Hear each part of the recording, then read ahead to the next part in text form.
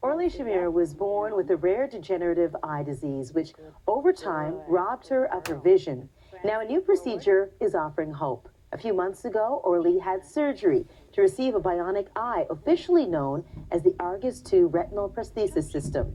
She is one of only 2 patients in Canada to receive the device. And Orly joins us now, along with Dr. Robert Devigne, who performed the surgery. He's the ophthalmologist in chief and director of retinal services at Toronto's University Health Network. Welcome to both of you. Thank you. Doctor, I want to begin with you to tell us and help us understand how this system works. It's really quite a remarkable device, a device that I thought we'd never in our lifetime see.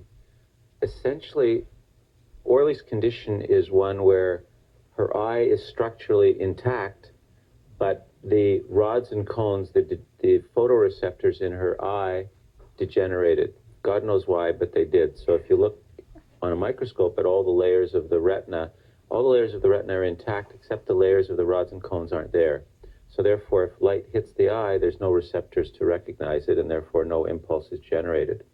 So what this Argus 2 does is essentially it ignores the fact that there are no rods and cones, and it electronically stimulates the retina, avoiding the need for the rods and cones. And the way it does that is a plate of 60 electrodes is implanted onto the surface of the retina, which inside the eye, which are then connected with a ribbon which pierces the wall of the eye, and onto the wall of the eye is a receiver and a transmitting electrode, which is sutured onto the outside of the eye. You don't see it, it's all covered up with other tissue. Right. And then outside, that's the inside part of the prosthesis, and then externally, these glasses are worn, that Orly is wearing right now, which have a little video camera in the center and a transmitter here on the side. So what happens is the video camera's signal is sent wirelessly to the receiver on the outside of the eye, and then the impulse goes along the wire to the 60 electrodes which are implanted onto the retinal surface, and then they stimulate the retina directly, and then it goes through the natural pathways along the optic nerve to the brain. And that's how the impulse is generated.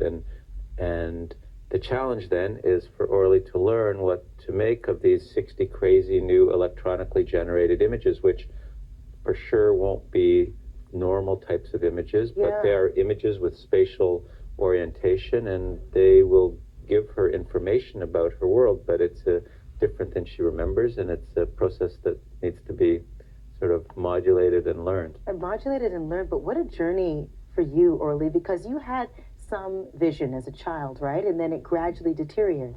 That's right, yeah. So tell me about your journey. I read a little bit about you. In your 20s, it started to gradually decline. In your 30s, did you lose sight completely? I lost any usable vision. However, I still had the ability to see light, but I couldn't tell where the light was coming from. So it had deteriorated really to no vision. To no vision at all? No usable vision. Tell us what you're able to see now. Prior to surgery, I'd gone through a series of tests that were all on the computer, and it was locating a square that was situated on a screen. I would point at it, and then it would jump somewhere else. Then there were other tests with movement on the screen. So back in May, I wasn't able to detect any of that or see any of that. To me, it just looked like a dark screen. And then now 3 months later, I had repeated all those tests all over again, and I was able to see that square and locate it every time and see movement. I'm able to see black and white, like black and white stripes, or just the contrast between the dark and the light. After surgery and after a bit of recovery, I started my journey in rehab. And it's like going back to early childhood and relearning everything, like a new language. I don't know how else to describe it. It's a good way to say it. Yeah. And I started off with taking home an easel that was black on one side, white on the other. And I had magnetic shapes and I would locate it and practice with this easel. And now, slowly, as time goes by, I'm just in the midst of getting some rehab within my own environment at home, walking on the street, and learning what the signals are, learning what that input is in my practical day-to-day use. You're the Canadian bionic woman. Yeah, Is what you are, right? I just have to learn how to leap over tall buildings.